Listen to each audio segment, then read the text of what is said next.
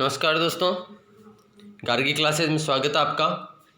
राजस्थान की जो आरएस की सीरीज़ अपन स्टार्ट कर रखी है, जिसमें अपन सब्जेक्ट ले रहे हैं जो आरएस मेंस के फर्स्ट पेपर की थर्ड यूनिट है। थर्ड यूनिट क्या मतलब, जो फर्स्ट यूनिट में हिस्ट्री है, हिस्ट्री में वर्ल्ड हिस्ट्री का पार्ट है, वो अपन ले रहे हैं। पुनर्जागरण के बारे में अपन देखा है कि पुनर्जागरण का किस प्रकार से विकास हुआ, पुनर्जागरण का अर्थ क्या है, काल क्या रहा, पुनर्जागरण आने के कारण क्या रहे। फिर अपन ने एक सीक्वेंस देखा था कि पुनर्जागरण की अभिव्यक्ति किन किन रूपों में हुई।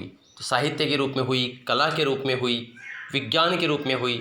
तो अपना ये टॉपिक है पुनर्जागरण का विज्ञान के क्षेत्र में प्रभाव। विज्ञान के क्षेत्र में देखिए, अब तार्किक रूप से सोचने समझने की शक्ति आ गई थी। तर्क और वाद विवाद के आधार पर ही चीज़ों को माना जा रहा था, बातों को माना जा रहा था। जो बाइबल में लिखा हुआ था या जो चर्च के पॉप कह रहे थे, या चर्च के द्वारा जो शासन किया जा रहा था, उन बातों को भी, उन परंपराओं को भी अब तर्क की कसौटी पर परखा जाने लगा। जब तर्क हुआ, वाद विवाद होने लगा, तो बौद्धिक विकास ने जन्म लिया और इससे वैज्ञानिकवाद को प्रोत्साहन मिला, जिससे तर्कवाद की स्थापना हुई। तर्कवाद मतलब जो तर्क के आधार पर किसी सिद्धांत का निरूपण करता है, वह तर्कवाद कहलाता है। अब विज्ञान के क्षेत्र में इस काल में क्या क्या प्रमुख वैज्ञानिक विचारधाराओं का विकास हुआ। तो जैसा कि चर्च का ये मानना था, टॉलमी ने सिद्धांत दिया था, भूकेंद्रित सिद्धांत दिया था कि ब्रह्मांड के केंद्र में धरती है। भू यानी धरती ब्रह्मांड के केंद्र में स्थित है। लेकिन इसे कोपरनिकस ने कालांतर में नकारा और ये कहा कि पृथ्वी नहीं है, बल्कि सूर्य ब्रह्मांड के केंद्र में, यानी भूकेंद्रित सिद्धांत की जगह पे सूर्य केंद्रित सिद्धांत का प्रतिपादन किया। आप लोगों को पता हो तो कोपरनिकस को चर्च ने जला दिया था, हत्या कर दी थी, ये कहा जा सकता है इस सिद्धांत के कारण, क्योंकि उसने चर्च की अवहेलना की थी।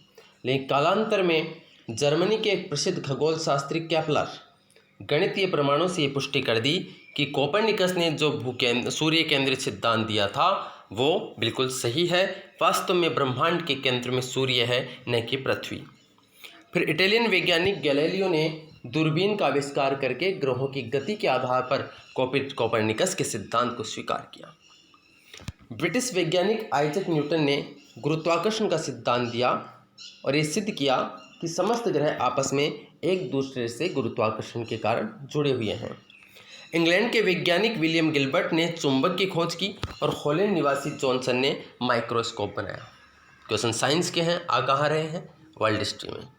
अब आप देखिएगा यहाँ से क्वेश्चन कैसे आएंगे। एक तो बड़ा क्वेश्चन तो ये बनेगा तो कि विज्ञान का या पुनर्जागरण का विज्ञान के ऊपर क्या प्रभाव पड़ा। बड़ा क्वेश्चन तो ये आ सकता है। 50 नंबर के क्वेश्चन में 50 शब्दों का जो क्वेश्चन आएगा, 5 नंबर वाले जो आते हैं, उनमें ये कहा जा सकता है कोपरनिकस का सूर्य केंद्रित सिद्धांत को समझाइए। तो अपन को ये सूर्य केंद्रित सिद्धांत टॉलमी, केपलर, गैलीलियो, यहाँ तक अपने को लिखना पड़ेगा। न्यूटन को भी अपन डाल सकते हैं, यहाँ तक की थ्योरी अपने को लिखनी पड़ेगी।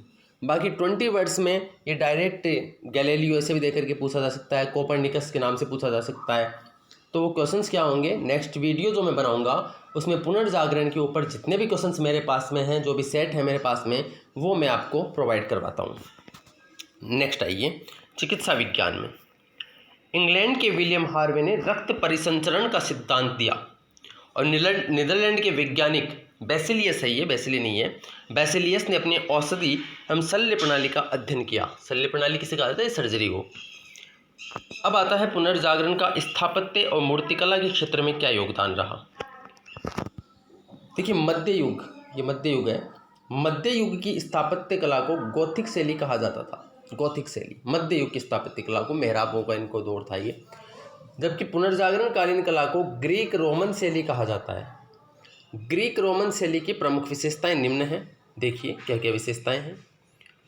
यूनानी अरबी शैलियों का समन्वय है। ये यूनानी और अरबी जो स्थापत्य कला है उनकी शैलियों का समन्वय है। गोल मेहराबों का प्रयोग किया गया है इनमें, ठीक है। साज सज्जा, श्रृंगार, डिजाइन पर ज़्यादा बल दिया गया है। दिखावटीपन, बाहर सुंदर दिखाने की कोशिश की गई है। लकड़ी का अत्यधिक प्रयोग हुआ है। परंपरागत पद्धति पर आधारित खिड़की, दरवाज़ा आदि का निर्माण हुआ है। परंपरागत पद्धति के आधार पर खिड़कियाँ बनी हुई है। दरवाजे भी जो ट्रेडिशनल चले आ रहे थे वैसे ही दरवाजे हैं।